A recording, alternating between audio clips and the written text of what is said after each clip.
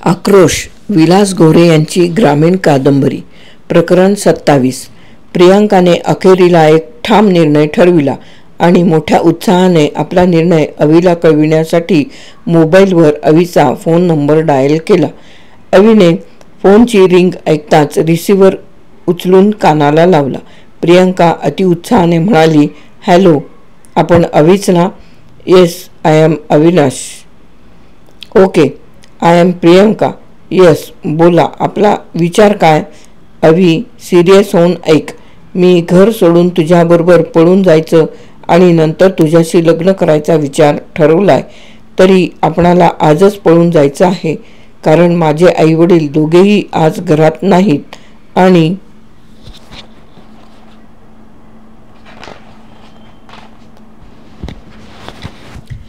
आणि पळून जायची चांगली संधी आहे। Absolutely correct, you are great, thank you, you must great, I love you, I must love you. Avi, आज 2च्या सुमारास मी घर सोडून पळून जाण्याच्या इराद्याने पाचवड फाट्यावर ये।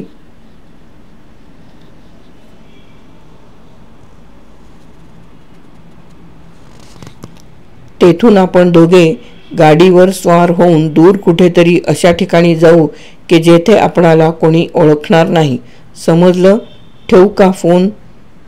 ठेव, thank you, God bless you. Mobile बंद केल्याचा आवाज अवीला आला आणि अवीने फोनचा रिसिव्हर हलकेच खाली ठेवला। त्याच्या डोक्यात अनेक विचारांचे काहूर माजले होते, तरीही त्याने पळून जाण्याची जय्यत तयारी केली।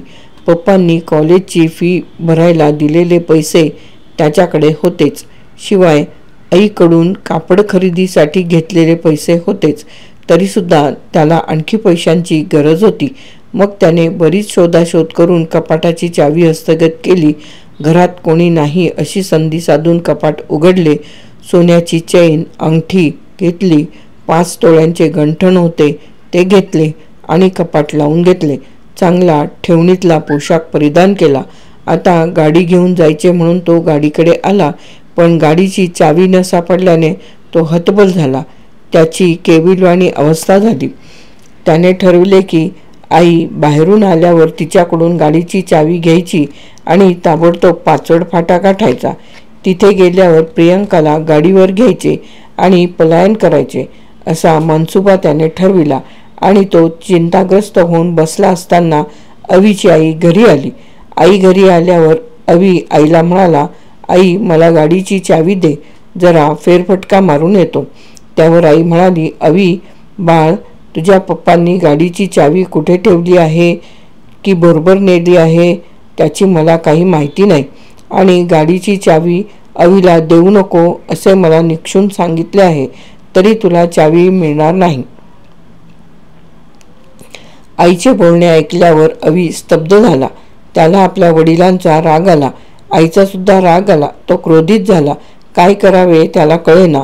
एखाद्या भ्रमिष्ठासारखी त्याची अवस्था झाली। त्याच्या डोक्यात प्रियंकाचे विचार आले आणि तो संभ्रमित झाला, भान हरपला। इकडे प्रियंका अवीची चातकाप्रमाणे वाट पाहून पाहून थकली।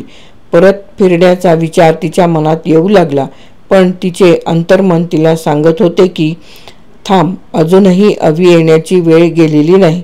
अजूनसुद्धा तुझा अवी येईल आणि तुझी मनोकामना पूर्ण होईल। तिच्या मनात अवीला फोन करण्याचा विचार आला।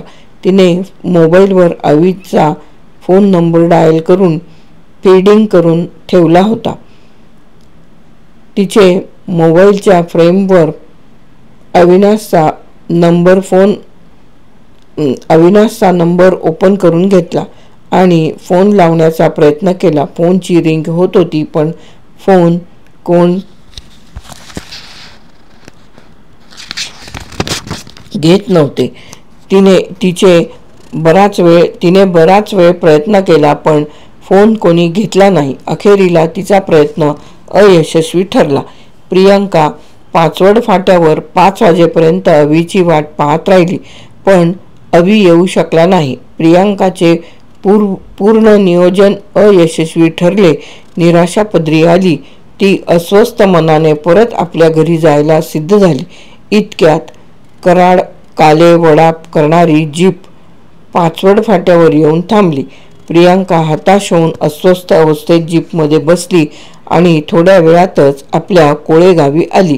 त्या निराश अवस्थेतच आपल्या घरी दाखल झाली. काही घडलेच नाही अशा अभिनिवेशात घरात सराईतपणे वावरू लागली. प्रकरण 27 येथे समाप्त. आक्रोश विलास गोरे.